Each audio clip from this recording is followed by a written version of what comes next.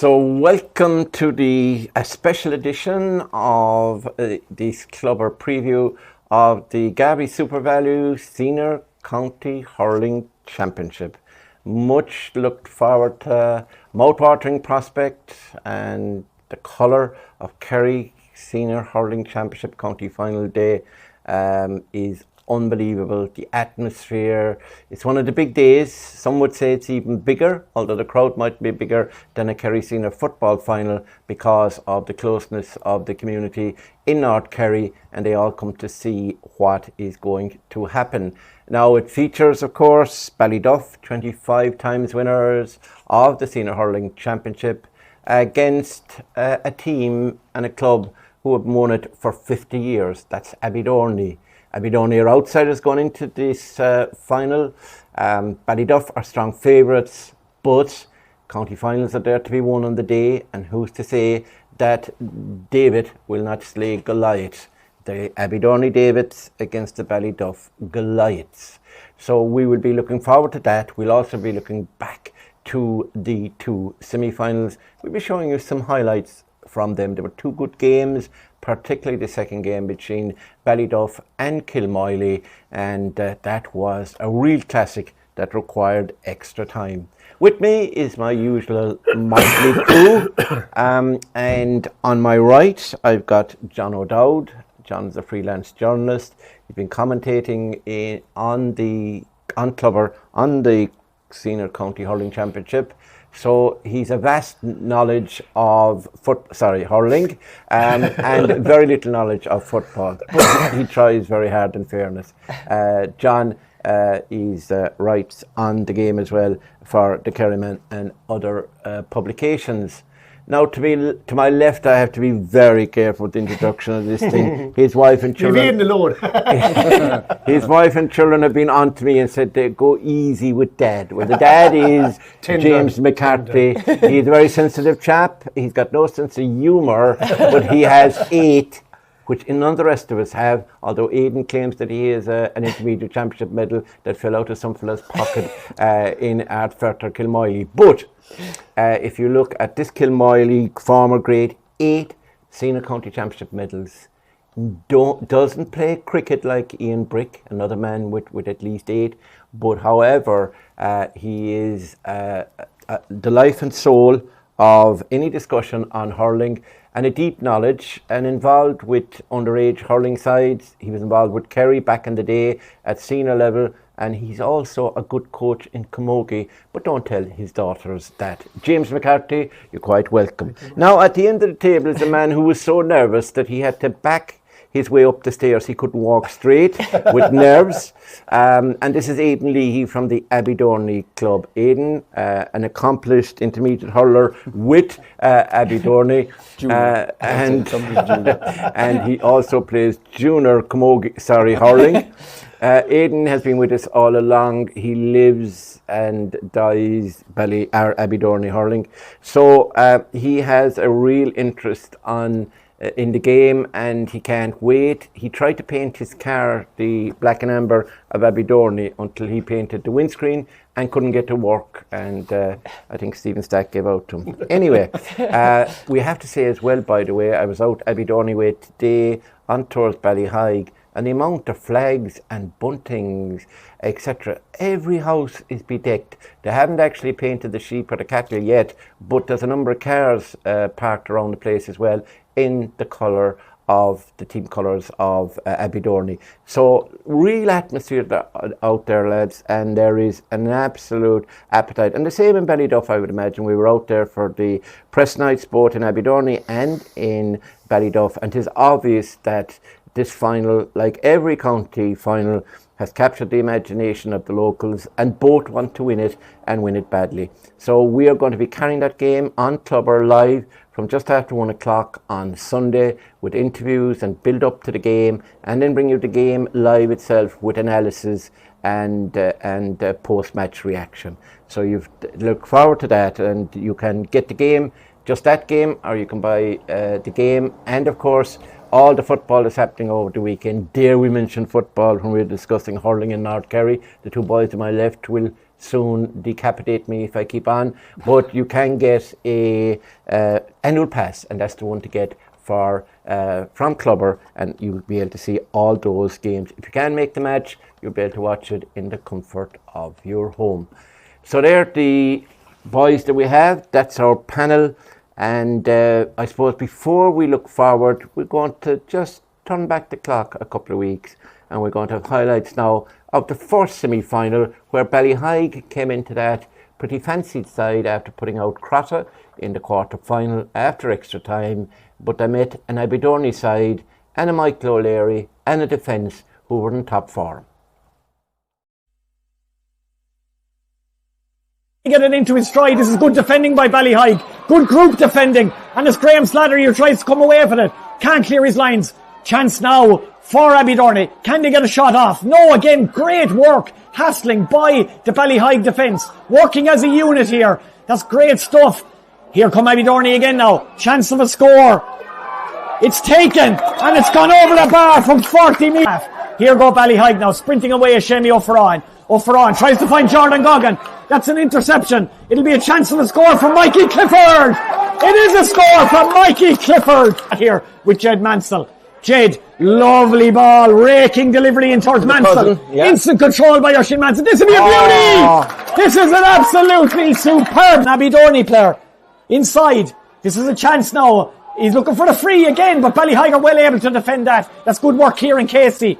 Casey, can he come out with the ball? Again, Abbeydorney won't let this attack lie. Graham Slattery's in. Now it's David Egan. Egan from the queue in towards Mansell again. This is a dangerous score. This is a wonder score. That's David Egan from an almost impossible in it. So is Niall O'Mahony. But again, it's Abbeydorney who come out of it. It's O'Hanafan finds Ronan Donovan. What can Ronan Donovan do? This will be an absolute beauty. It is an absolute beauty. Stay covered, live and exclusive on Clubber TV. Here's Michael O'Leary again. O'Leary, he could try from long range here. He sizes up his options. He goes from long range. He did size up his options and he made the absolute right decision. Going Abbeydorney's way.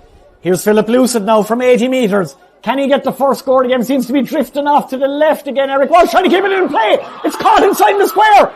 It's flicked. It's gone. The big man has it. What can he do? Lays it back to Brian O'Riordan. O'Riordan will try for a score from 45 metres. No, that's never on target. Drifts off to the left and wide. That's a sixth wide. For Ballyduff still. Philip Lucid keeps it in. Michael Lean. What's going to happen here? It's blocked. What a block. The ball stayed in play. Unbelievable. Tommaso Hanafan. And he tries to get it under his grasp. Here's Jack Sheehan. What can Sheehan do here? Sheehan picked up a yellow card. Sheehan runs away from Goggin. Little devil. Oh, half blocked down by Shemi O'Fernan. In towards Mansell. Oisin Mansell. He's got a man inside him. Can't get off the pass. Does get off the pass. Brilliant pass. Chance. Hooked. Colin Walsh. Wonderful defending. Colin Walsh. He prevented a goal there by Abbeydorney defence, and Jed Mansell's there to clear his lines as he's been doing all afternoon as a sweeper so far. Kieran O'Regan blows the half-time whistle in Austin Stag. Big game from him, John. But it's Abbeydorney on the run though. It's James O'Connor, the skipper. This would be an inspirational score. James O'Connor, he's on the burst from the half-back line. He charges all the way up to O'Leary. Breaks for Egan. Back to Brendan O'Leary. Brendan. In towards Mansell. This is dangerous against David O'Sullivan. Mansell will win it against David O'Sullivan. Takes on his man. Chance of a goal. It's another away. Oisin Mansell back in the net. As soon as it came in, you knew there was trouble. Away from David O'Sullivan. Away from Graham Slattery. Pulled back by Slattery. Got the shot off. Back in the net. Oisin Mansell. Big him. O'Hanafan. O'Hanafan goes long. 113 Abbeydorney. 3 points Ballyduff. In high towards Mansell again. Mansell takes that easy. Under no pressure. This could be an easy score for Oisin Mansell. That's way too easy. An opportunity this year. They're going to be in a final. Unless Ballyduff perform some kind of a miracle over the last 15 or 20 minutes. Eric Walsh, can he find a miracle? Eric puts it over the bar. It might feel. Callum O'Sullivan trying to go all the way back with him. Phelan does well. In towards Jimmy O'Halloran. What can Jimmy do? Jimmy, back to Philip Lucid. Lucid will try and strike from 50 metres. There'll be a beauty from Philip Lucid. Great score for Phillips. Here's Kieran Casey. Abbeydorney are sweeping up well back there. Good link up by Jordan Goggin. After good work by Philip Lucid. Jordan Goggin does deserve a point. Has he got it? Jordan Goggin! Yes, he has. If any man deserved a score. Colin Walsh. Can Colin get there? No. Messing, bit of messing inside. Here's Tommaso Hanafan. O'Hanafin lays it off. He's done a great man marking job. Chance to score. This is Jack Sheehan. Jack hasn't scored today. As he now, Jack Sheehan. Abbeydorney at the back. I'd say that Abbeydorney defence is sponsored by Dyson. They're hoovering everything up. Here's Jimmy O'Halloran to David O'Mahony. That'll be a point. This Abbeydorney handled it better. Youthfulness as well. Young side, far more experience. Here we go. Pop pass towards David O'Mahony. What can David do? He's got a point already off the bench. But again, out comes big Stephen Egan. Has the slitter in his grasp. Referee blows the final whistle. Kieran O'Regan. It was very fitting. There was an Abbeydorney defender with the ball in his grasp. Stephen Egan. So now there were the highlights of the opening semi-final at the Austin Stack Park, and I suppose it would be right to come to the Abbeydorney man. Aidan, that was a victory, I wouldn't say unexpected, but I think he expected to get a bigger test from Ballyhaig, who really didn't just perform on the day. Yeah, I'd say I suppose their legs were probably gone from the week before. In fairness to them, they put in a massive effort, and I know it's probably a bit harsh to say, but they did pay for not putting Crata away when they should have in normal time, and they went extra time where they really should have been out the gate, and they probably paid for that 20 minutes of extra hurling, and especially on a really hot day back in the quarter final.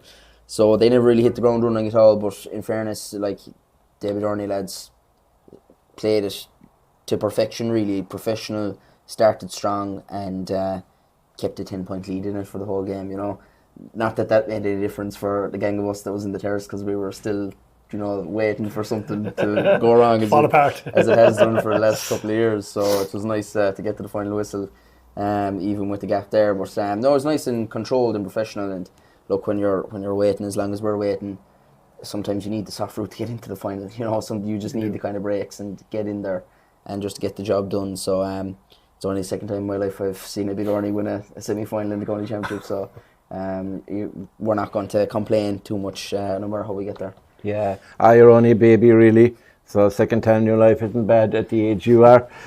You'll eventually reach the age of reason, I suppose, will you? Right, talking about a man who should have the age of reason, but he hasn't, despite his years on this planet.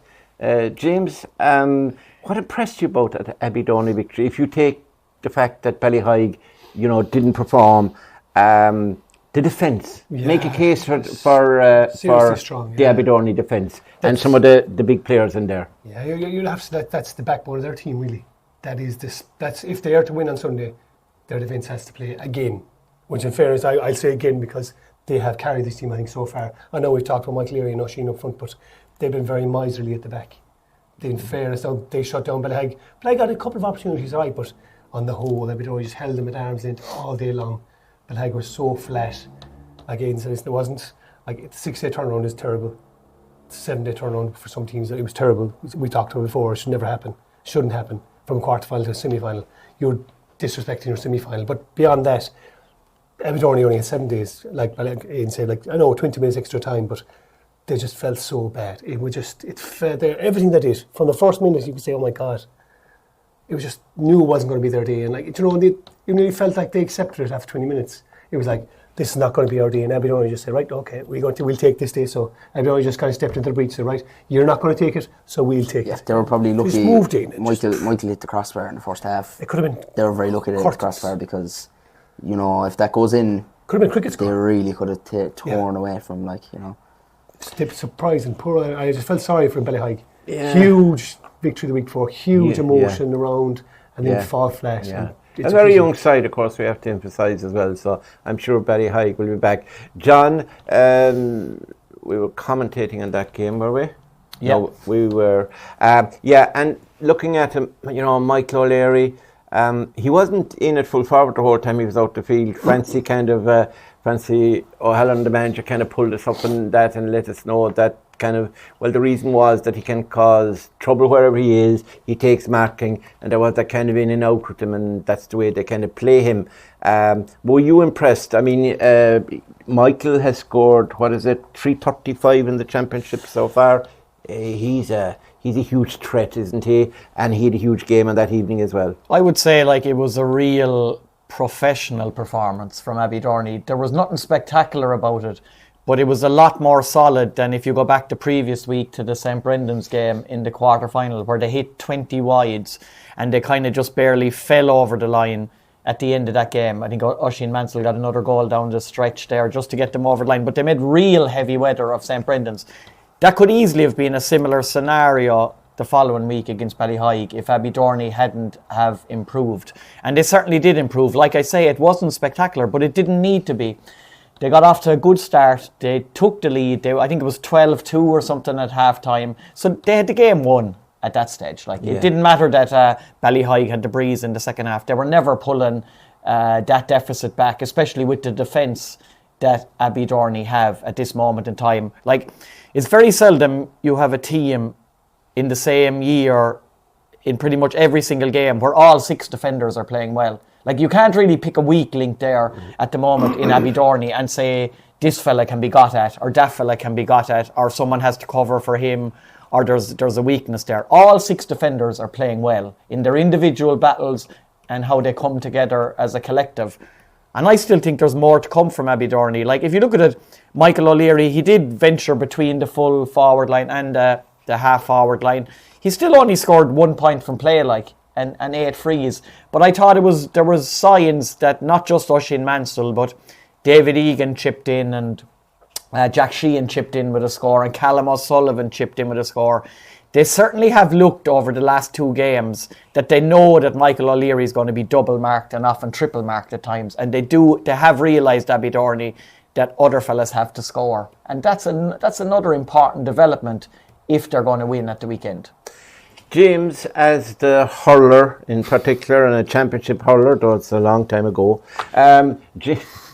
James, what would Abbeydorney have learned? I mean, before the game, poor old Aidan was telling us that the one fear he had was, the second half fade out syndrome. The fact that they've gone so close before, they're flattered to deceive and, have kind of fallen off the horse. Now, what did they have learned? Would that give them confidence, having got over the line and are now in a final? What they've learned? What they've learned, we hope, is that, as you say, they don't need to rely on Michael Leary. That's the one thing they have to learn and maybe not go one-dimensional. Yeah. Because I saw it against St. Brendan's. They went so one-dimensional for 15 minutes. Yeah. Brendan's pulled them back. Yeah. Because Michael Leary, bang, bang, bang, bang, bang, and it was, oh my God, it got so monotonous and it was cut out by Dazzler. And I said, Jesus, then St. Brendan's were in the game. By Abbeydorney just doing that. Yeah. A very solid monster possession. Yeah. They kept pinging the same ball. You hope that they might have learned that vary the game, because you won't take this Ballyduff defence apart by going one route one the whole day long. Yeah. But then again, I remember Aidan Boyle played 2 county finals inside full forward against Ixna, both occasions. Man, both occasions. Had a hat-trick in one, he got 2 in another. Yeah. So, then again, we're giving out about it, but if it works, you do it. Yeah. But I think you're going to find it a lot tougher against a podcast club, maybe. Kyle O'Connor knocking around the place, Kevin Goulding sweeping up. There's going to be... What will happen is the ball won't stay in there long. It's going to be picked up so quick by those Ballyduff fellas sweeping around there. They will gauge that, because what they want is players back in that area. Then they have Podge up front and they have Jack Goulding. And they have, Luke Rochford, 3 loose lads, maybe 70 yards of space. God, that then is when Abbeydorney are in trouble. They need structure in the whole game. Keep it structured, keep it tight, and they'll be in it till the very end. Did you ever play full forward? Look at that camera there with the wide lens, will you? When you're answering that, look at the wide lens one, because you did a big head or a big mouth. Twice. Oh, you played twice full forward? I won twice. And you won twice at full forward? So, it's not bad. Not bad. On that bombshell... You're trying to catch me. On that bombshell of James McCarthy being a target man, right? Normally he's targeting someone at centre back. But on that bombshell, we will lead that semi-final. And now we will look at highlights of the second semi-final. And what a semi-final this turned out to be. It went to... Well, we'll leave you watch it in case you haven't seen it now. And we'll be back to discuss that semi-final after you see the highlights.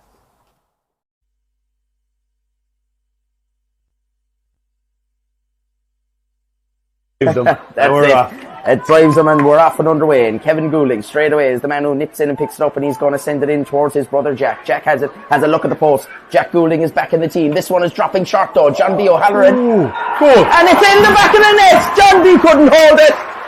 Podge got it across and flicked it there before John B stood still waiting for it, and Podge flicked it just as it got to his hand into the top corner. What a start for Ballyduff. What a start. Podge Boyle our side. Podge Boyle is over there. Also underneath it, I think, is the number 5. Is it Tomas Godley that's back there, or is it James? Oh, it's not. It's Coleman Savage that's all the ways out there, actually. But Jack Goulding has it in the hand, and Jack Goulding underneath the pavilion here. Jack Goulding has sent it over the bar. 2 possessions for Jack Goulding. He's under pressure from 3 and 4. He finds the pass. And a block down there as Mossy was trying to send it inside. It's Kevin Goulding. Goulding is going to go from distance here.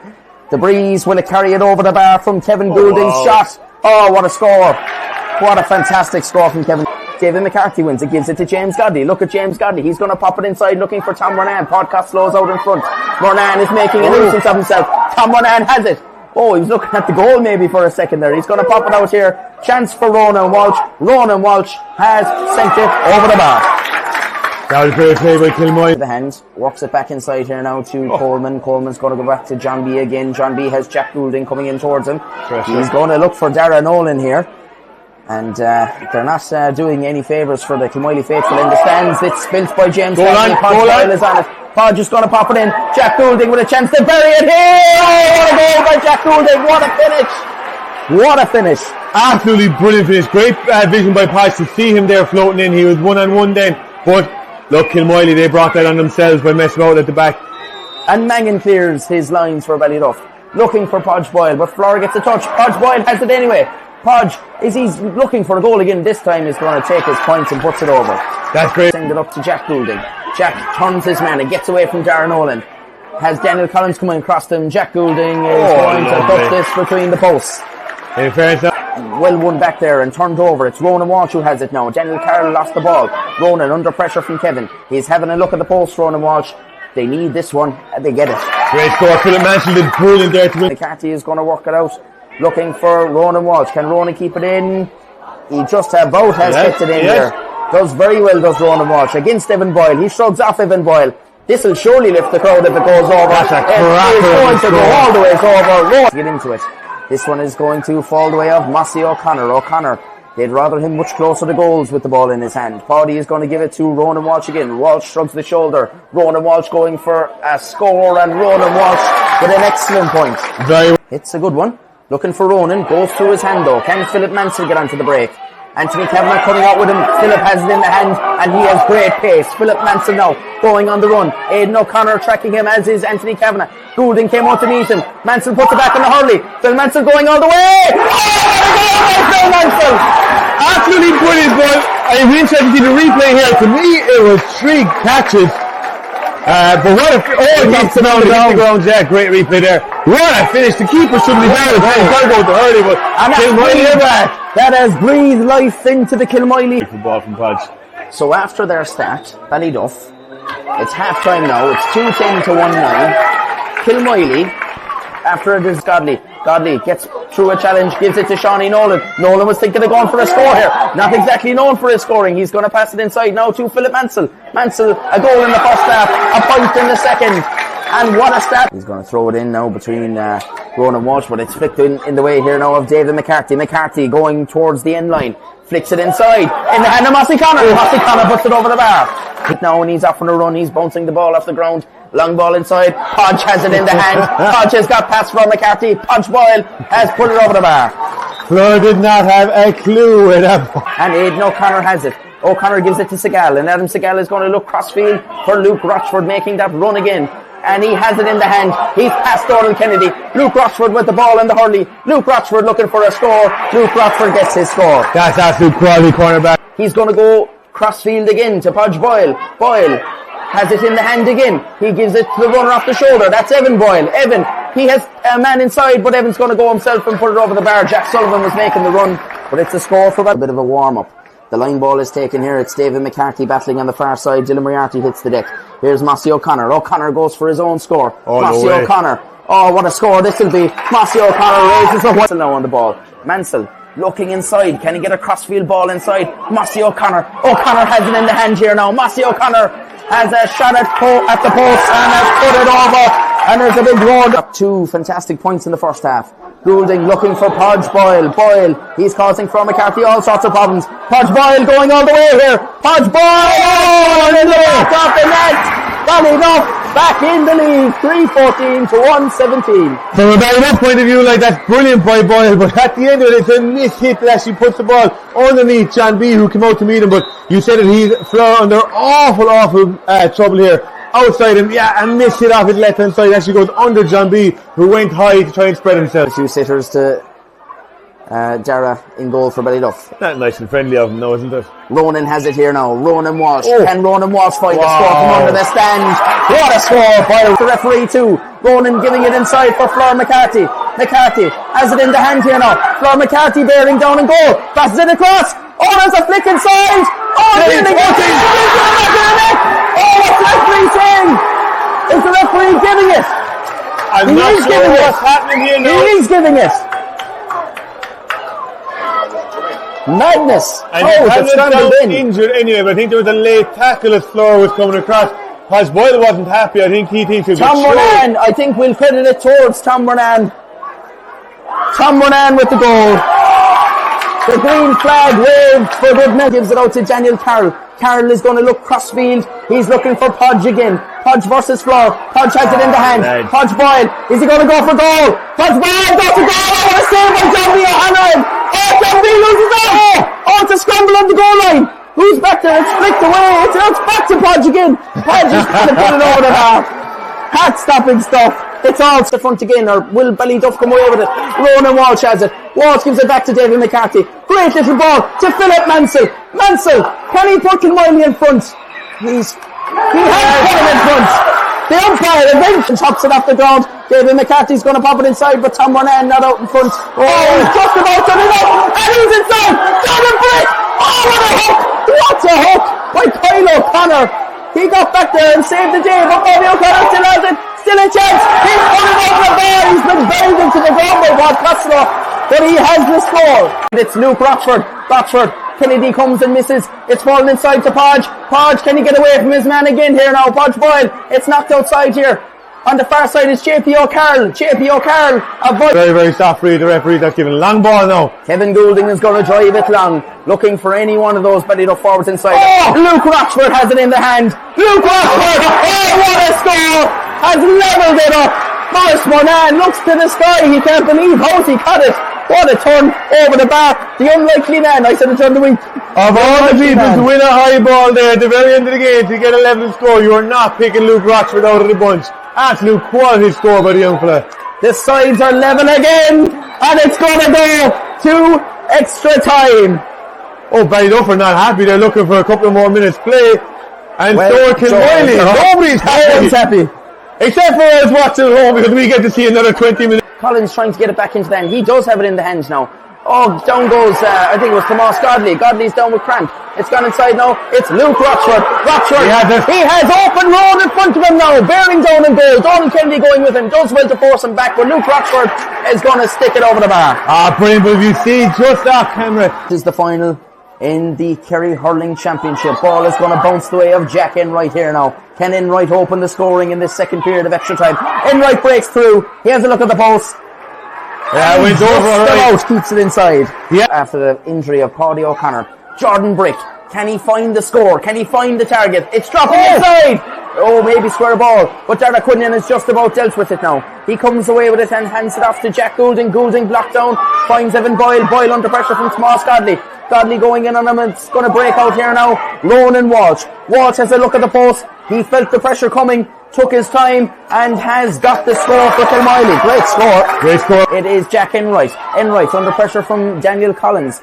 Enright still going, trying to take them for a run down the sideline here. Jack Enright. Oh, what a score this will be. Jack Enright for Podge Boyle. One score is all Ballyduff need and they'll be in the county final at this stage, surely. Podge is going to look inside here now. Can they find the score? Great ball. The ball is going to stay in play. It's Killian Boyle. Boyle is going to take him on the run here now. Killian is going to go for goal. Killian Boyle! Goal! And they have booked. Killian Boyle has booked Ballyduff's place in the county final. Game, set and match. Not for the first time we said over the last number of years. Boil to boil. Goal. They're going to go along anyway. Kilmoy check in right underneath it. Broken down by John Godley. Neil Mangan gets down there in the end. Still battling away. You have a feeling now it's only a matter of time. And Donegal O'Callaghan blows the final whistle, and Ballyduff are back in the county final. And they will face Abbeydorney in 2 weeks' time in Austin Stack Park. And they'll battle it out for Neelis Flynn. But what a match, it must be said. Both sets of players deserve great credit. What a game that was. What a welter of excitement, particularly in the added minutes of normal time. And that leap into the air. I think he thought he was going to catch a Ryanair flight to London or something, or Manchester, but Luke got that point and brought it. And in added time, I think Ballyduff were certainly the better side. Kilmoyley injuries really caught them late on. Paddy O'Connor gone early, and then all the other lads, the James Godleys, the Coleman Savages, these lads had been injured, came back, didn't have a lot of game time, and I think it showed at the end that Ballyduff were fitter, stronger, and deserved to win it in added time. But I think Kilmoyley will forever and a day be, regretting the fact that they conceded those 2 late points in second half added time. Listen, John, that was a classic game. It was something else. It was restored one's faith in the hurling championship and in sport. And we had the All Ireland game the following day, the All Ireland final. We were spoiled for hurling that weekend. Yeah, it was unbelievable. Undoubtedly the game of the championship, even ahead of the Crotta Ballyhy game the previous week, which was fantastic. But this was a whole different level of hurling. And first of all, you have to give huge admiration to Kilmoyley for taking it all the way down the wire. When you consider they lost Dougie Fitzell and Robert Collins in the build-up to the game after the quarter-final. And if you're talking about the 6-day turnaround for Ballyhy, you also have to mention it with regards to Kilmoyley as well, because that game against Causeway went right down to the wire, and Causeway could even have taken it extra time, remember, if Evan Murphy had got a goal at the very end. So Kilmoyley, they lost Paddy O'Connor then after less than 10 minutes, and the fact that they were 2 points ahead deep into injury time of the second half of normal time tells you everything about John Myler's side. They most certainly died with their boots on, but they had nothing left for extra time, because I think it was it James Godley and Tom Murnan and all had to go off even before the start of extra time. And Ballyduff have a brilliant bench. JP O'Carroll was one of those, along with Luke Rochford, who saved them just before normal time with a point. And then obviously Luke Rochford's score was a score that'll never be forgotten by the young lad himself and by everyone connected to Ballyduff and indeed Kerry hurling. But they had the bench, and it's not just Mikey Boyle either. Jack Enright was huge in extra time, 2 great scores. Jason Bowler came on, Killian Boyle came on and got the goal at the end. Dara Slattery came on. He probably would have started, only he had a bit of a head injury from the previous week from the game against Lixnan. So it was just outstanding game of hurling, absolutely brilliant. Even Padraig Harrington, the Ballyduff manager, he didn't really know what to say afterwards, because it was just so good, the overall standard of the hurling from both sets of teams. And no matter what anyone says, if you knock Kilmoyley out of the championship, it makes you feel an extra foot tall, because they are one of the standard bearers. Aristocrats, would you call them? Yeah, most certainly. There are other names to call them, but aristocrats is the most. While James is here, I call them aristocrats. And Ballyduff obviously would consider themselves of the same standard, but I think even for this young-looking Ballyduff team, they will have grown in stature from knocking out Kilmoyley, 100%. Right. James is cringing here, so you enough praise him to Ballyduff now. James, I suppose disappointed as you would be after watching that, but now having analysed it and thought about it since, it was a brilliant game, number one. Both sides traded blows. He could have taken it in normal time. I don't think he deserved to take it in extra time. Yeah. So, what was your overall analysis of the game in hindsight? Looking at it now, a massive performance with what we were down to. As you say, looking at it, we don't get many hurlers every year coming from minor ranks, but we've produced like Ronan now. looking at him. One of the players of the championship. Players of the championship so far. Yeah. Really Yeah. has. That performance on Yeah. night. Like, Podge got 212, Ronan got 15 or 16 points. Yeah. 6 from play. Yeah. 6 from play. That's massive. Absolutely massive. Yeah. Like, what it took for us when Paddy went off, we talked about it. Collins was in a deeper role then. That's negating Collins' influence up front. So, like, you're taking away a bit of... And, like, the real turning point in the whole game, we can talk about Luke Rochford's point, the real turning point was Kyle Connor's block on Jordan Brick, 10 yards from goal. Oh, yeah. That was the game winner. That was the game winner. 3 minutes. Game was over. We were going out the door. We'd be talking, Aidan, myself and Aidan being decked in our colours here, 2 of us tonight, but we were going out the door. Game was over. What a brilliant block. And got the second flick away as well. That was the winning of the game. Because at that stage, we were a point up. That would have made us 4 points up. That would have put pressure on Ballyduff to go down, get a field and get a goal. Yeah. And there's no way they were going to get a goal at that stage. But And it like was unbelievable. even the score, this young Bobby got. Brilliant. Actually, He got how absolutely did Pod clean escape? out of it. I don't know how He got Pod absolutely escaped. clean. Pod escaped. He got nothing for that. Like. Nothing, He no. buried Bobby like, and Bobby was. Bobby had to go off injured. He was on one guy, one bit of legs we had. Yeah. Oh, we had only a couple of That's subs. like fair play to put it over the bar, because if I saw Pod coming from me, I'd be go the other way. But it was just the performance was unbelievable. Looking back on it, as you say, you'd have to say to our lads, well done.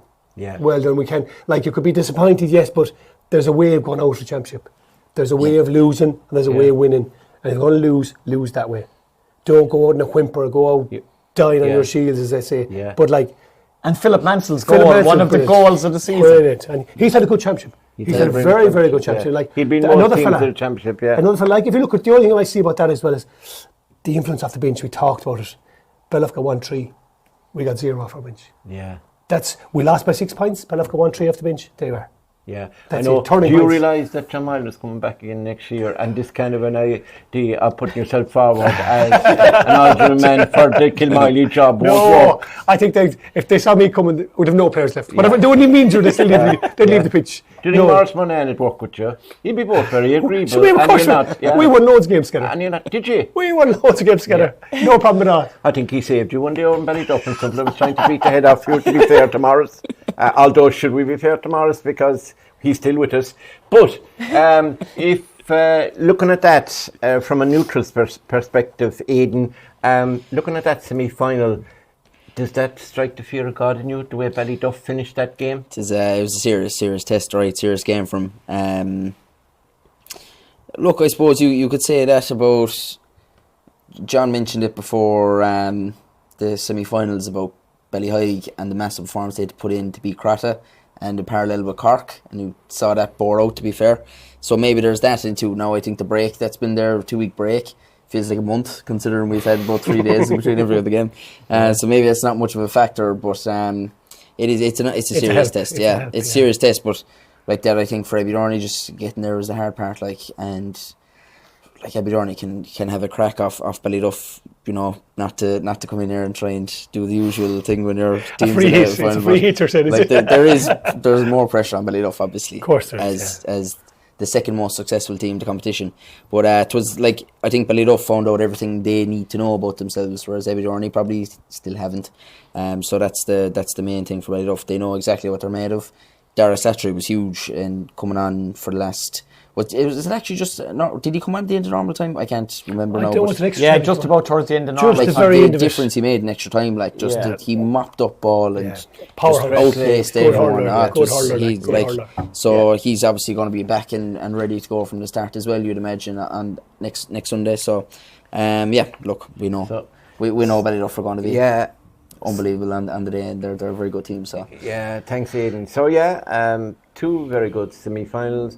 Ballyduff coming through a tougher one. They probably had a tougher route to the final as well, but Abbeydorney, they showed their mettle as well, and big win over Ballyhige, who were a team, the informed team really, but as the lads have been saying, maybe that 6-day turnaround or whatever was just too much for them, and they're young as well, and they will be back. Good work there by Brennan O'Sullivan and the boxer with Ballyhige. So that's the two semi-finals, and we'll be on shortly now to discuss the final itself. Is it going to be Ballyduff with number 26, or can the boys from Abbeydorney, my club, can they actually end a 50-year famine?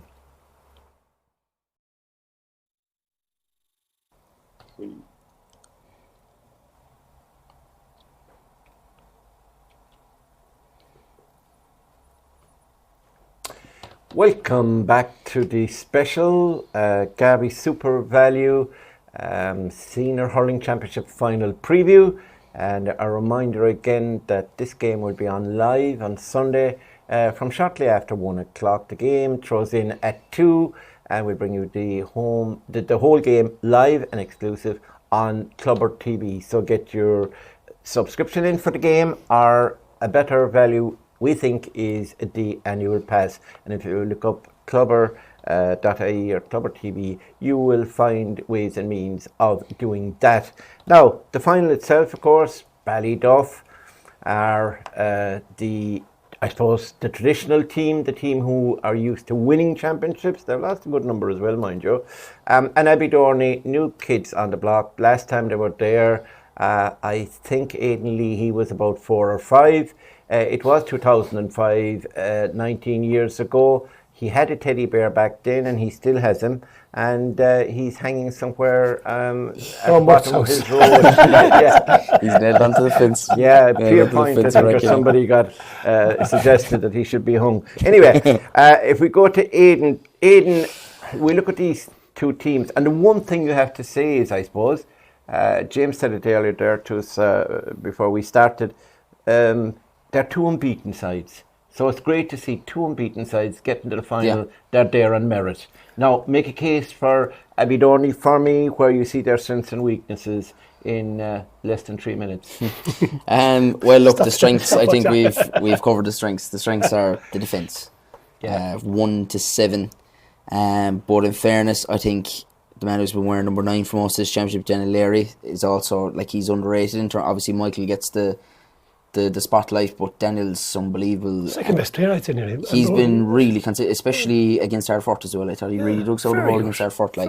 Great man to get a point. Now, he can only put the ball over the bar if there's 4 fellas hanging off him. If he gets the ball on his own, don't worry about it. In fairness, the man can put the ball over from anywhere. He's a great hand as well. So he's a good option in terms of, you line up Michael, there's going to be 3 or 4 little fellas around him. Daniel's always an option as well, so he's got a great hand on him. And in fairness, the work rate from the likes of David Egan, Jack Sheehan, Callum Sullivan, who Callum basically played midfield, marked Phelim Sullivan against Ballyduff, Phelim who's inside with Kerry for the last 2 or 3 years, and just marked him out of the game completely, so he's really exciting for us as well.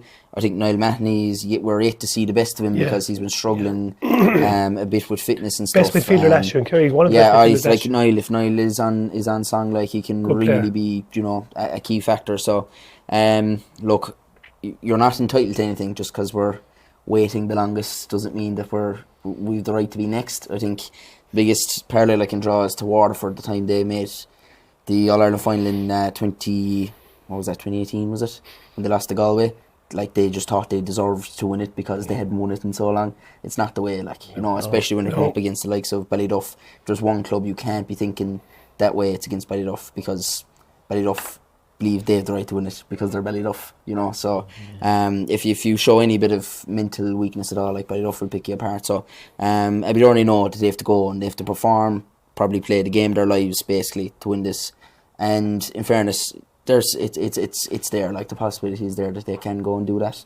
I'd say James and the rest of Clonmel will be hoping that we do, because I can see if Ballyduff do go on and win it on Sunday, I can see that being the first of a dynasty. I actually really can see being the first of a lot. Could be for Ballyduff. I think Ballyduff could hit 30. And Clonmel be lucky if they pick up 1 or 2 in that. Oh, that's not being unfair. He's not being unfair there. He's not being unfair there. That's a real possibility. It could be a possibility. So not being unfair. Yeah, we have to stop that Ballyduff train before it leaves the station. But it's going to be hard to stop that train leaving the station over the next couple of years. But hopefully we can delay them 1 year anyway.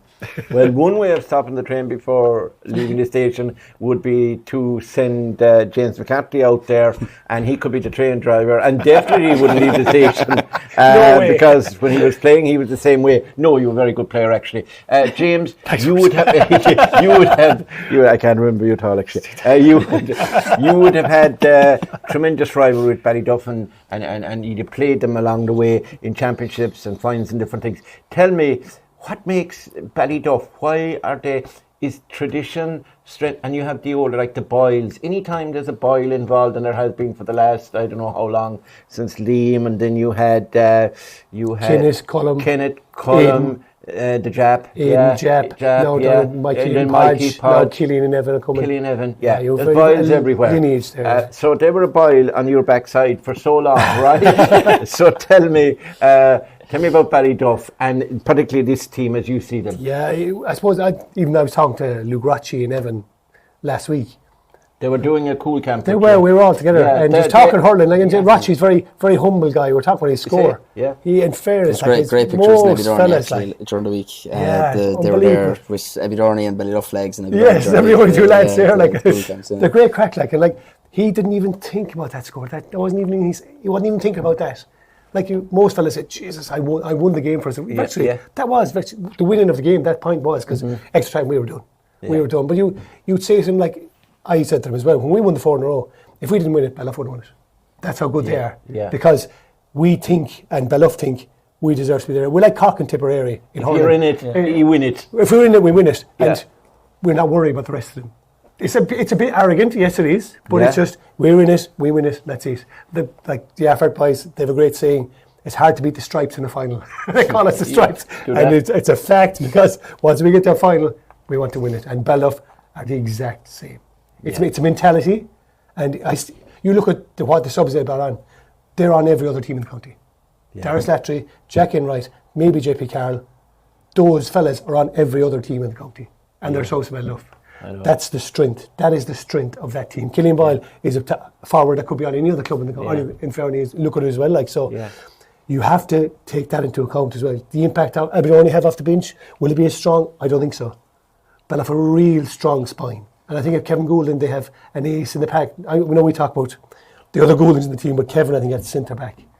That's going to be a key role. That's key. That really is key for me on Sunday. Ronan Donovan at the opposite end of the field as well. Ronan, if he dominates there on that area, stop the supply. You've got to stop. If they stop at the half-back line, it doesn't get into Podge. It doesn't get into Rocci. But if they become open up there... Do you think Ronan, though, has to curtail his forward runs? Definitely. He was up trying to score a goal as well, and he's up front. That's my one worry. A lot of the time. But I think maybe James, then beside him, has them, right, if Ronan's going to Sally here, going to go off in a run, I'll sit in. And James, he has that. He has, and Kieran Dean behind him has that, and Stephen Egan. These guys, I think they're a bit more savvy there. They're not as green as... They're a good I'm not being disrespectful to Abbeydorney, but they were green before. We could open them up before, and we knew, right, bang, okay, here we go. But this team, I see a lot more about them. It will come down to the battle up front. If Pod Costello has the influence he did against Kilmiley again, that'll be huge. Will Abbeydorney give Podge 2-12? No, they won't. Will they give Rocci the space he got against us? No, we won't. Will they give the whole Ballyduff for forward line the space they got against Kilmiley? No, they won't. We give them too much lateral altogether. But then again, their hunger was savage. They were savage hungry. They're tackling. They're hunting us in packs. They killed us on that point. And that's, that's one point with Kilmiley. We always pride ourselves on being outworking other teams. We're outworking every team. And then our hurling will come through. And we'll take them that way. Ballyduff matched us every step of the way with that. Their work rate was on par, if not better than ours. And then they had the hurling as well.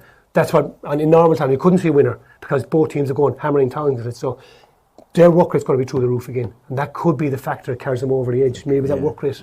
I don't think, as well as it often is in Kerry hurling, it can be a free taking contest. I hope Judging by the last time we saw this particular referee, let it off. He did blow the whistle for half an hour. We were doing the game. We were doing that game. I don't. Unless he's had a massive change of heart to his refereeing style, there won't be too many. I hope not. That makes a great better final. Yeah. So the boys there are happy with a free for all, by the way, their viewers, because that's the way James played. Well, no, you were a stylish hurler, weren't you? No, what I mean is, I was stylish of the year, I suppose. You were. But you were stylish. You wore a suit going to mass. But when you played, you weren't. Right, on to John. John restored a bit of sanity to this panel. Ballyduff, talk to me. What do they have to do to beat, and what are their strong points to beat Abbeydorney, who, as James said, will have a hunger. They'll be ravenous to win this one. I think Ballyduff has to do what they have kind of failed to do so far in this championship, and they've admitted it themselves. They have to stop the fade-outs when they go ahead. in the majority of their matches, Ballyduff have built up leads quickly. 7, 8, 9 points. Now, obviously, Abbeydorney cannot allow that to happen in a final. Yeah. But when Ballyduff have done that, we've seen it against St. Brendan's in the very first game. We've seen it against Lixnaw. We've seen it against Kilmiley. Every time they get off to a flying start, maybe 10 minutes, they get a bang in a couple of goals and then they fall asleep for 20 minutes. And they haven't been able to get to the bottom of why that has been happening. Maybe a touch of complacency comes in. Maybe they think the game is won. Maybe the other team just have a purple patch, because in hurling it's very rare that a team doesn't have a purple patch at some stage of the game. But they have to be better at holding consistency over the 60 minutes. Like Ballyduff will feel that they have a better first 15. They'll feel that they have greater threats up front. They'll feel that they have a better bench. But that doesn't necessarily mean that they're going to win the game. Yeah. They have to be more consistent. I think a fellow we have to mention here is the Dubliner, Neil Mangan. Very understated, very quietly effective. Has been a big addition to this Ballyduff team around the middle of the park. You know, he goes about his business in a really unfussy type of way, but a very nice hurler, and he's been a little cog in the machine. He's never going to take the headlines, but without him there, they wouldn't be functioning to the same degree that they are functioning at the moment. So he's been a very good addition. And if you look at it from an Abbeydorney point of view, a very understated performance the last day was Tomás O'Hanafein's man-marking job on Michael Leahy. That was an exceptional performance, really, when you look at it, because Michael Leahy had won the quarter-final in extra time for Ballyhaig against Crotta, and he was never allowed any leeway whatsoever against Tomás O'Hanafein the last day, because it was basically a player sacrificing his own game and just saying, I'm going to stop one of Ballyhaig's chief threats. And who knows whether that kind of a similar job will have to be done by different Abbeydorney players again the next day, especially when we go in looking at the individual matchups and who's going to stop Podge Boyle, Kevin Goulding, Jack Goulding, etc., etc. Aidan, listen to me. Actually, on Tomás there, I actually thought originally he was supposed to be picking up Mossy Gaynor, but he went on Michael then, which it turned out to be a master stroke. And on Neil Mangan, like, he's definitely been a pleasant surprise for Ballyduff, because he started the year cornerback and he's moved up the pitch. He's not a young lad. Do you know what I mean? Yeah, he's not. He's in his 30s. I thought the man was. I thought he was. Who's this 19-year-old? Who's this young fella? Yeah, it's just his size. They moved up. They moved him up the pitch. You can tell when he gets the ball in his hand, like he's clearly experienced. Yeah, he played in Dublin at a high enough level. I think he's a massive factor. He's married. He's living in Ballyduff. I think he's married to a girl from Ballyduff, and he picked up them by Ballyduff, and he's proved to be a huge success. Now, matchups. We have to go through matchups. You'll be the best man for matchups, because you never obeyed a manager in your life. So you just picked up the next guy coming through. Doesn't matter. Yeah, you did. And you were a very good clean player as well, so you marked them, tightly. Right, I haven't got that off my chest. Talking to James about matchups. Let's take the Ballyduff forward line against the Abbeydorney back line, which has been, as you said earlier, outstanding. There are two outstanding individuals in the Ballyduff forward line. There are a number more as well, but Podge Boyle, the captain, and Jack Goulding. Who do you think Abbeydorney? We can't second guess Francie O'Halloran, but if you were Francie O'Halloran, what would you do, or what would you be thinking, say? Like, if Jack is not natural number 11, Jack's going to end up in the half back line. Jack's going to end up here and up there. So there is no man marker for Jack. Yeah. What you're going to say to Abbeydorney lads is, if he goes beyond the 65, Tomás, pick him up. You have to pass him off the next one. You don't. Roland Donovan, if he's centre back, if he thinks he's going to go after Jack, problem straight away. There'll be a hole in the middle of the Abbeydorney defence. Problem straight away. I know James is going to be there smart enough beside him to kind of say, we'll close that gap there now. But do you actually assign a marker to him? He's that dangerous? You might have to. Do you send Jed after him? Say, Jed, just follow him. Just follow him. Jed or Mikey. Just send him after him, maybe. They're mobile. Just follow. I mean, maybe, like with Jed, if Jack goes down to his own half-back line, Jed could pop out and score that side. Yeah. Jed could hurl away. Jed's a fine hurler. He's a good hurler. It doesn't matter where he goes. He's Tony's son, isn't he? He is. Yeah. So you wonder, like, do they assign a man to him? Maybe they have to, because he's not going to stay in the forward. Podge is different. Podge is the target. Yeah. Podge is going to be a target. He's a great Podge. Who do you think, Podge? I would think they'll just put Steve Neely on him. Yeah. Just say, right, this is your day. Yeah. Stand up. You're our number 3. We're trusting you. Bang. Yeah. In you go. Because he's a great Trust him. You got to trust. You got to trust. If you don't trust your players, Francie Holland, if you don't trust these players now, have to get into a county final, waste time. Like if Stephen can just break even, knock 50% of what goes into Podge on the ground. Like Fleur, I don't know. I never saw Fleur get outplayed that much ever. Like Podge caught absolutely a lot of ball that came in. Yeah. So if Stephen can just knock 50% of it on the ground, like the difference that's going to make is. Because like David Clifford, you will have to accept that Podge is going to score. He's going to get 110. Give him 110. Give him 110. You can't let I'd say I'd be happy if they get Podge 110. Yeah. You think, I'm not saying that, but unless it's a very low scoring game, but like, we gave him 212. Aidan has just gone. We gave him 212. Aidan wants to go to the pub. He's going 110. Right, okay. You give him 110 already. 110. The rest of the matchups, like, let's say, I think whoever out of Mikey or Jed doesn't pick up Jack, picks up Luke, maybe. Yeah. And the rest of them, I don't know, maybe they fall into place as it's more positional play with Jamesy and Ronan. Jack Sullivan probably and James kind of that's an obvious. Yeah, it's an obvious battle. Jack, it's been weird with Jack. He isn't really settled. No, he's kind of moving across the line. Yeah, you could see Tomas Hannafin picking up Jack Sullivan some stage throughout the game as well. Like if he drops out into midfield or something like that. So, but that's their key battles, lads. Now we'll turn to John, master tactician with Tarbert last year. Not in the final. Not in the final. Oh, you lost. Sorry. Finals I told you I wouldn't. Finals are hard to win. I wouldn't told you that. You end up down like Abbeydorney. I'm still trying to recover from 50 years. Anyway, talking about the Abbeydorney forward line, particularly Big Michael O'Leary, and you also have Oisin Mansell there. You have Stephen Egan and Jack Sheehan. I think could be a factor up there. Callum Sullivan, who in the Ballyduff backline is going to look after those. You've Kyle in there, obviously. Darragh Slattery might start for all we know. Evan Boyle played wing back the last day, and of course you have Kevin Goulding.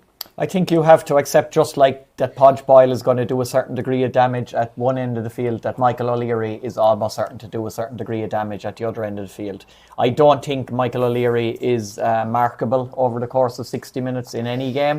Mm-hmm. So what you have to do is reduce his influence to a considerable degree. And in fairness, you'd have to say in general play in the last two games, whether by fair means or foul in some instances, St Brendan's and Ballyhaig to a certain degree have restricted his overall influence in general play. What did you say, by fair means or foul? Would you change that to by foul means or fair? But I think probably Pod Costello, if you're looking size by size and physicality, he's with Mikey Boyle not in a position to start, and whether Ballyduff would want to take Mikey Boyle out of the game, even if he was fully fit, to put him on a man-to-man job on Michael O'Leary is debatable anyway. But with that scenario kind of taken away from them, it pretty much has to be Pod Costello. And Pod was one of the best players on the pitch against Kilmiley, for a 36-year-old player who's had several knee operations and has had fierce bad injury down through the years. He's a warrior, Pod, and you want a warrior to go up against a fellow warrior in Michael O'Leary. He's been plagued by injuries. Yeah, Michael O'Leary is going to cause a lot of damage. Pod is going to have to restrict that to a degree. Maybe Abbeydorney are going to need Michael O'Leary to have the game of his life if they're going to win this game. Maybe they are going, like we talk about 2-12 for Podge Boyle in the semi-final. Maybe Michael O'Leary's going to have to score at 2-10, at 2-11 if they're going to win the game. You know what I mean? I think Oisin Mansell is a massive player. I think it's kind of gone a little bit under the radar that he has 4 goals in the last 3 games. I think he's playing football with Nagoya on Saturday night. I don't think so much. That's one of your other teams that you can just forget about for a couple of minutes. I prefer Oisin further out the field than inside. I think that occasional. I think James will disagree now. James probably going to say that Michael O'Leary has to be inside in the square for the whole game. But I do think Oisin Mansell has been a huge influence when he has gone in and played inside as a full forward against a full back. He's got 4 goals. I think Kyle O'Connor probably will be the man to pick him up, because Kyle is a confident young player and Oisin is a confident young player. I think it could be one of the best individual battles of the entire game, because Oisin, we've seen him as a Kerry minor footballer. He was fantastic. He's had his own injury issues that have plagued him, but now for this last 6 weeks of this championship, it's been a different sport. But he has been the Oisin Mansell that we've seen in the Kerry minors. Back as well. 100%. He's massive. Like 4 goals in 3 games is, no matter who that is, if that's a Podge Boyle or a Michael O'Leary, we're talking about it in more detail. But Oisin Mansell has that. He has been vital for them. And you cannot underestimate your David Egan's and your Jack Sheehan's either. Two very dangerous players. And we were talking about substitutes. Brendan O'Leary's going to have a huge role to play. Absolutely. I'll talk now about the bench next. Yeah, the way you're talking there about Oisin Mansell and Jed Mansell earlier, you must have a share in a greyhound with the Mansells, have you? One of their best greyhounds, because that's the only reason you were talking them up, is it? No, I keep out of the greyhound business because I haven't a clue about it. Yeah, well, same about hurling. Anyway, moving on now to Aidan.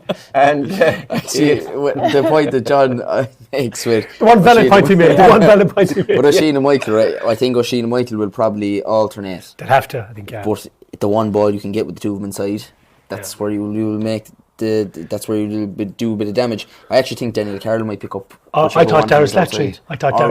One of them. I think Darius Latry will pick up. Whichever one comes out. Power for power, I think. They'll pick up. Power for power. Let's say when Michael's inside, Paul will pick him up. When Michael's out, I think you've got to hand him off. You do have to. Another underrated player, Daniel O'Carroll, had an absolutely outstanding championship. And if we can occupy Daniel enough that he can't pick off his 2 points that he's been picking off every other game, good striker. You know, like that plays a big part of it as well. Yeah. Right, now we have two things left to do. We're going to actually pick both sides now. Well, we'll see if there's any changes, etc. Because obviously the managers of both sides are not relevant here, so we're picking them, and then they can play them and see how they get on.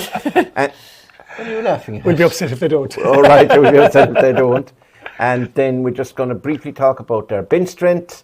A few lads who could come on, we've mentioned already, and then we'll give our prediction. And I think then JC will end this preview with some shots from the Abbeydorney and the Ballyduff press night, media night, and maybe a word from the chairman as well. And we'll be talking, and they spoke very well and very eloquent. And we'd like to thank them as well for facilitating us with interviews with the players, the manager, and the chairman spoke themselves. But both camps, both Abbeydorney Club and Ballyduff, covered themselves in glory, and they were very media friendly and looked after us. And John, you even got a cup of tea out there as well.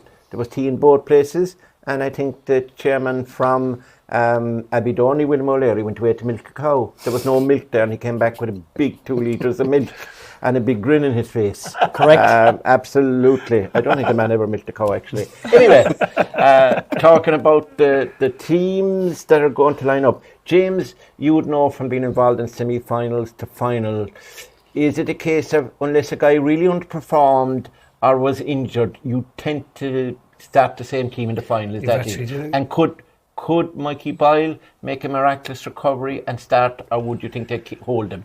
I think they have to hold them. Impact subs in county finals could be huge. Like there's always the old adage, you can say, let fellas play themselves off the team. Yeah. In semi-finals, you more than likely could play yourself off the final team, not play yourself onto it, because maybe a bit of like managers kind of stick with that team, semi-final winning team. They could probably give them give them the chance to get in the final. Say go again, keep the team, don't have too many changes. Would you have Evan at wing back? Would you have Evan Boyle? If Darius Latry was fit? I don't think he's needed. I think Darius Latry goes wing back. I don't think he's needed. So you'd have him in the forward. They need Evan more up front now. This is the 1 week, I think, looking at it, they need their forward line more. Yeah.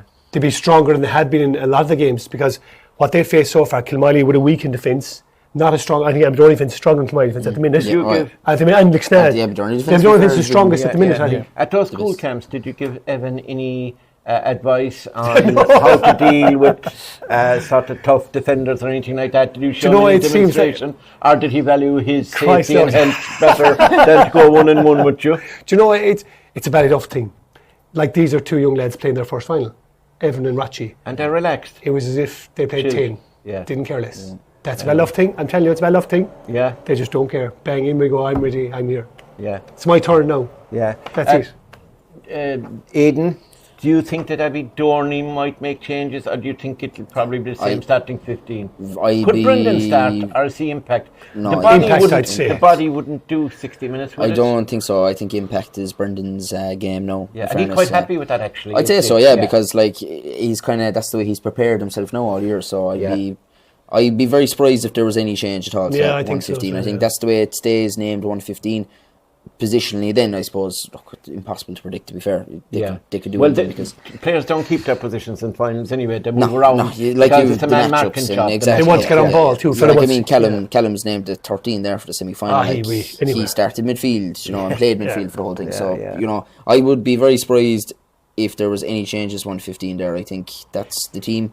And would you be surprised if Abbeydorney painted numbers that we can actually see in the bottom at the back of their jerseys instead of trying to figure out helmets and fellas, who's he and parentages and things like that?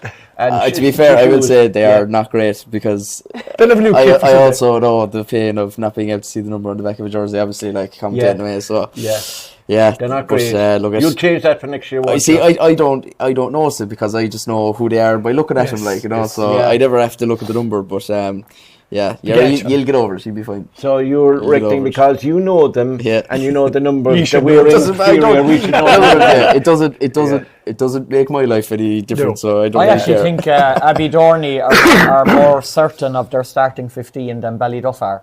I think, without a doubt, it'll be the same Abbeydorney starting 15 as it was for the semi-final. They'll hold Brendan O'Leary for definite, and they will hope that maybe somebody like Michael Slattery is in a better position to maybe give 10, 15 or 20 minutes rather than 5 or 10 minutes, because Michael Slattery is a fine player if he was in condition, fully fit to be able to contribute. That's what they'll be hoping. Because he'll definitely get 10 minutes. He's a serious impact player, Michael Slattery as well, and of course he knows the Ballyduff boys. He was he was barred for 2 weeks like the back of his hand as well. So his presence or otherwise on Sunday is a little interesting subplot as well. For Ballyduff, I think they've some big decisions to make. Obviously, they have to decide if Dara Slattery comes straight back in. JP O'Carroll has to be putting himself in the mix, and so does Jack Enright. Now, you could say that Jack Enright probably deserves to start, but I still don't think he will. Who would you drop though? They will use... I think Ballyduff will have to drop someone though. They can only start 15. Dara Slattery has to come back in. It's a hard... It is hard to drop a fella. I definitely think they have more decisions to make, Barry and Padraig, than Francie has. I think Francie knows what his starting 15 is. Could we see, before they end this game, just to finish this, lads, I think we agreed Abbeydorney will probably have the same starting 15. I think 14, I think there'll be one change in Ballyduff, if not two. That's max, I'd say. It depends. But I would say this, I think there's a possibility before the end of this, because speaking to Liam Boyle, who's affectionately known as the Jap, he was telling me and us out at the media night about his health scare. And thankfully he's back on his feet and he's back training. Now, his son, of course, is Evan. So if you had the Jap on the field at the end and Evan, that'd be father and the son.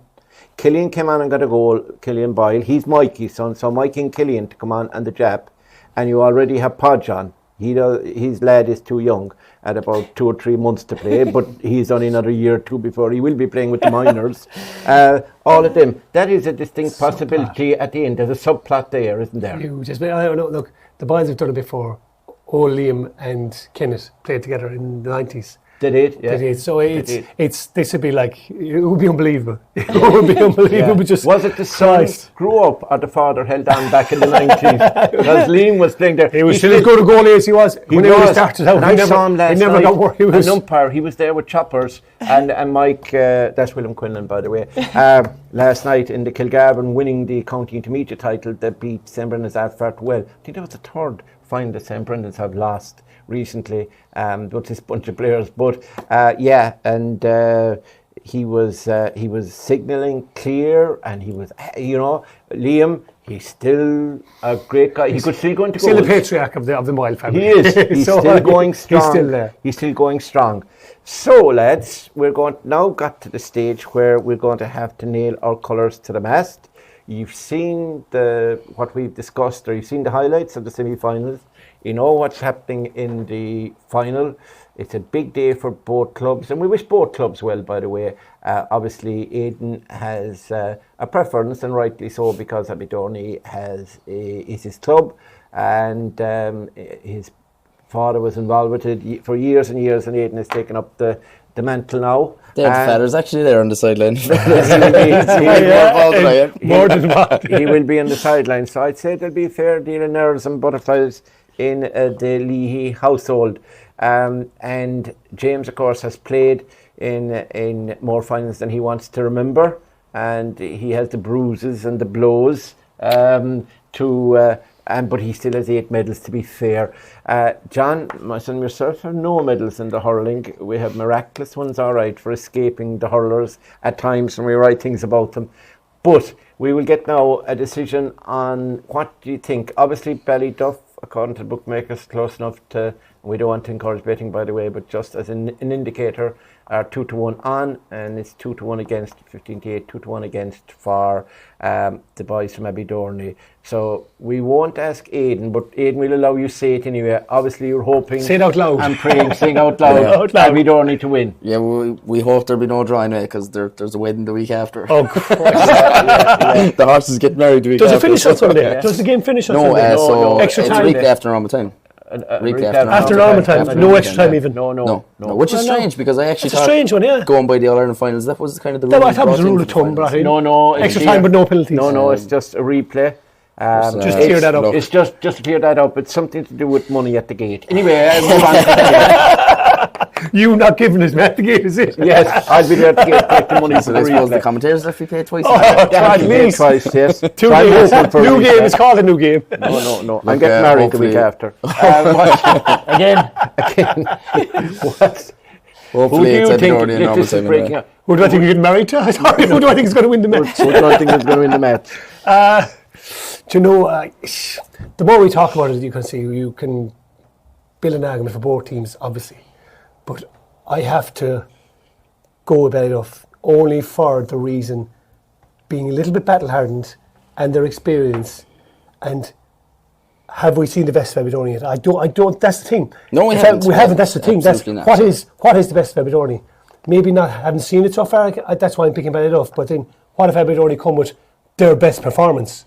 Is that enough to win? Maybe it is. Maybe it could be, because I don't think they've played their best yet. So you're tipping. So I'm still tipping Ballyduff. Ballyduff, but Slightly, very, very slightly. Yeah, but you are really saying Covered as well. everything. Abbeydorney are going to give it a rare rattle. Yes, so really say nothing really. Yeah, you're actually sitting on the fence. That you're not. Well, John, if I say a so. little bit of sanity from you and a bit of reality and pragmatism. Who's going to win it?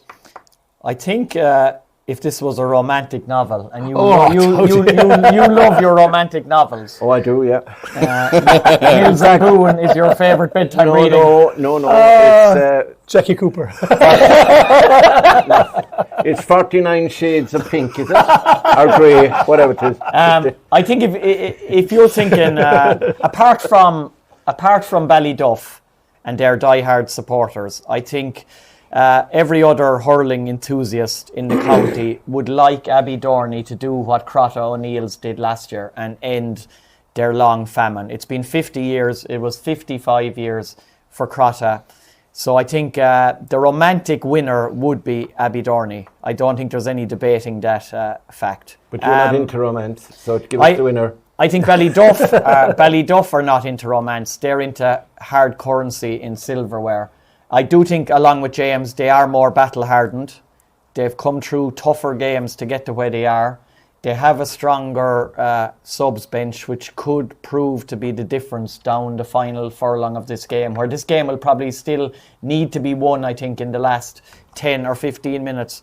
From a neutral point of view, I want Michael O'Leary to just explode in this game. I want one of the best individual performances that you could wish to see in a county final, because I believe that he is capable of doing that on any given You could day. break the crossbar and the game will be abandoned. If it happens and Michael O'Leary puts in a performance like James mentioned earlier, an Aidan Boyle 3-goal performance, Daniel Collins, 115. Yeah, like Michael O'Leary can do that, and if he does that, Abbeydorney can win the match. Yeah, It has to be that big, though. Yeah, I think it does have to be that big. It has to be that big. But I do No pressure feel, on it. I do feel what we haven't mentioned so far, which might be that other little trump card that Ballyduff have. They were in the final 2 years ago, and I think they admitted it themselves that maybe a little bit of cockiness crept in before that game against Causeway, and they ended up being run off the field by a superb Causeway display. Once bitten, twice shy. They've had that upset 2 years ago. They feel that they're in a more mature place to get over the line on this occasion. So I have to give a tentative nod to Ballyduff. After tipping Abbeydorney all year. Right. Well, The dark horse everybody out Seems there. at the start of the championship, when you said Bit Abbeydorney. of order, please.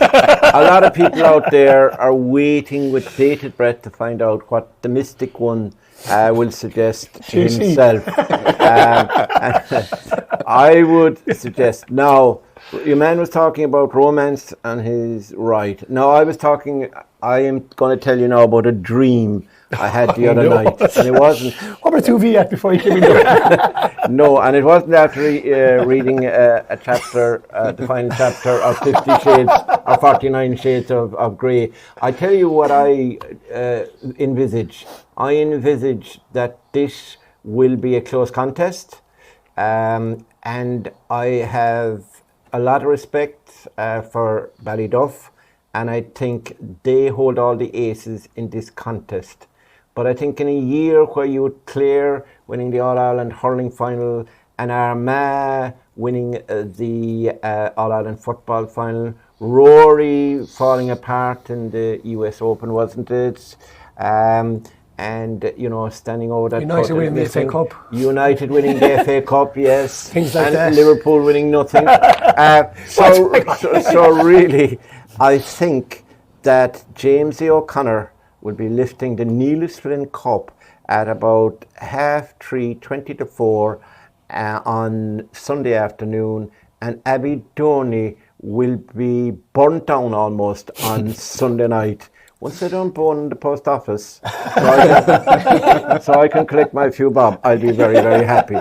But basically, I do think it's going to be very tight, and I do give Abbeydorney a chance. So with the intelligent one on my right saying Ballyduff, although he's romantically involved with Abbeydorney, with the man here who has all the experience, making every case to sit on the fence, but eventually coming down on behalf of Ballyduff. And of course, Aidan has to come down on behalf of Abbeydorney because he will be absolutely distraught after for at least 2 or 3 weeks, and maybe the rest of the winter if they lose. But if they win, we won't see him on Clubber for a couple of weeks.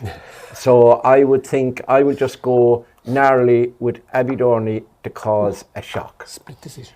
So split decision. And if that happens, you will claim then that you've had the county hurling championship winner, your club, for 2 years in a row. Absolutely. And my club, Abbeydorney, will do us proud and do the county. Seriously, lads, I would be hoping that it will be a great game.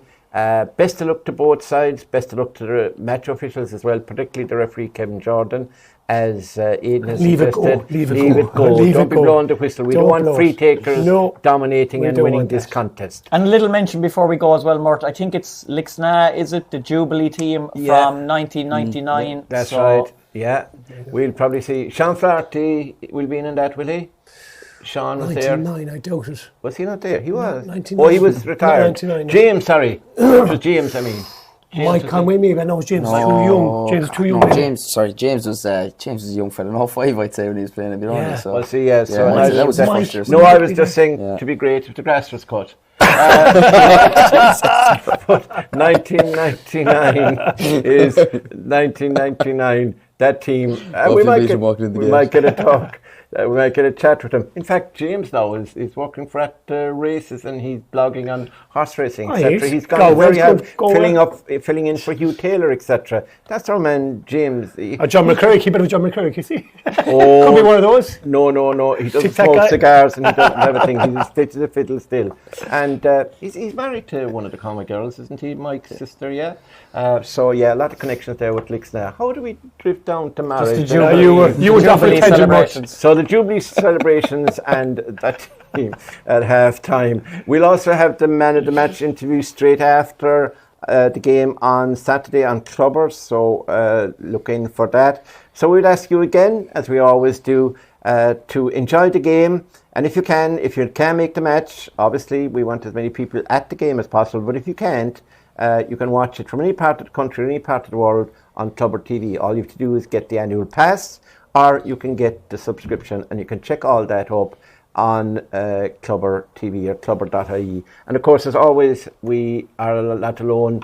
involved in the hurling final, but we also, over the weekend on Saturday and Sunday, and indeed Friday night, we're streaming the club championship live at senior and intermediate level as well. A number of games there across many groupings. So stay tuned to us. We hope you enjoyed our little chat, and also we would like to thank John C. O'Shea.